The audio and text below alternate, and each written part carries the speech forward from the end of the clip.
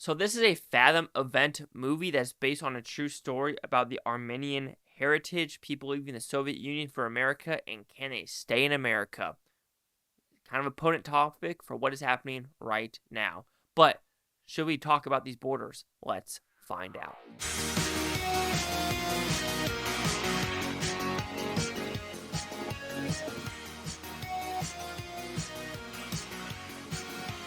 Chase Liaki here with the Blue Futon, reviewing Between Borders. So what's it about? It's a pretty simple premise. This is based off a true story / event of a family discrimination of their Armenian heritage.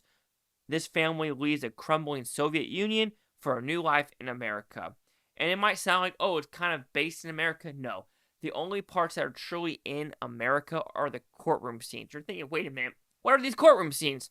It's truly about expired visas, and will this judge will allow them to stay in the country? Because, of course, to come to America, you really need, like, true hardship of, like, death to get these visas and to get citizenship in America. And people actually talk about that. It's actually a lot easier to get citizenships in America than, like, Mexico, Canada, Japan. Like, try to get a passport or / visa in Japan. I heard it's like a 2-week thing. Just watch the PewDiePie video, right? For being someone that famous and takes that long. But anyway, for this movie, it truly is about them being in the Soviet Union, in the Azerbaijan, the Armenian, sorry about that. But just, the Russians saying, like, this isn't your country and things like that and get out of here. And even though they never had true, quote-unquote, death scenarios, it was like, yo, get out of here or I will kill you kind of thing. It wasn't like gun to the face, things like that. And I think that was the story of the American lawyer trying to be like, yes, there is horrible hardships, going on in that country, but were you actually going to die? And even the family had to be like, yeah, there were maybe a couple scenarios, but it wasn't really affecting me. It was affecting other people. And that was a very interesting aspect of what to you, to me, to that person is really a death scenario. Because if you are, this is a weird ass thing of, is being a mile away, is just hearing about it, is being in the next room, even though you never saw the gun, things like that. Like, what is considered being in a death-defying situation? And I do find that dilemma interesting in this movie at the same point because, Soviet Union at this time was basically being dicks to everyone that wasn't Russian through and throughout about taking their jobs and things like that. And of course, this is a religious movie where a church from West Virginia comes and helps. And the whole point is the wife and other people are leaving kind of their religion, their Jewish religion, if I'm not mistaken, going to the Catholic Church.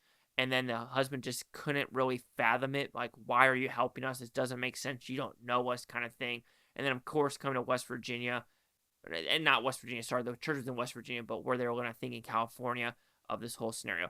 So I think the movie itself is good. It does bring a nice potent topic. It does look like we are in these shitty situations, and it does make you, thank God for what I actually have and what I could actually do.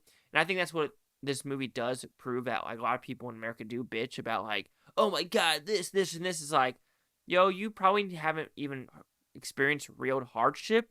And this movie does show some good hardship. Good hardship's not good, but you know what I mean, where it's like, you know what? Shit is really bad in this third world country, and maybe it is like a true shithole, like Gaza. Is that really a place people should live with no running water? It's like it's a dilemma. Like, do you help? Do you not? Do you help? Do you not? And it's like, especially with that, you're not going to be able to make peace in that region. I'm sorry, there's no such thing as peace in that region. Palestinians are always going to hate, the Jews and things like that. It's just, it can't be fixed. I'm sorry, it's blunt. It can't be fixed.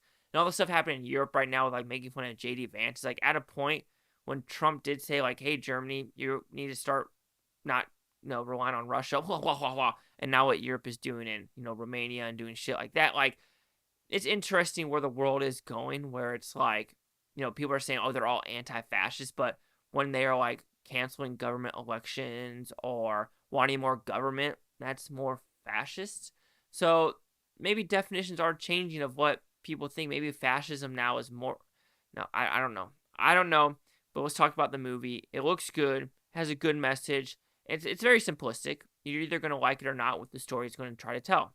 Like I said, it's by the book. You know what's going to happen through and throughout. There's no really good surprises. There's a lot of shock and awe of like, oh, what's going to happen? And again, kids and teddy bears.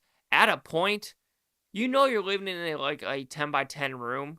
And yeah, you might want that teddy bear, but your dad's going to die. Your dad's going to die. Overall, Between Borders, I think it's a fine little film. Good message. Good opponent message. And overall, just, it's good. Like, I left the theater going, yeah, it's a solid 3-star movie. I kind of just gave you my score. So Between Borders will receive a 3 out of 5 with Futons. It goes at 60%. So see the critics and user scores gave this one. Critics, we have a negative and a positive. The positive is a 3 out of 5. So we're going to go with my 60%. Audience score at 98 with over 50. No critic consensus. So we have the 98 and the 60s. Chase Hawk here at the Blue Futon. Like, comment, subscribe. Let me know things Bluetoontopia. You Blue Futonians. Take a watch from a great down. Watch this tape tomorrow, week from a month, when you're from every single freaking one of you. Peace and love. Peace and love.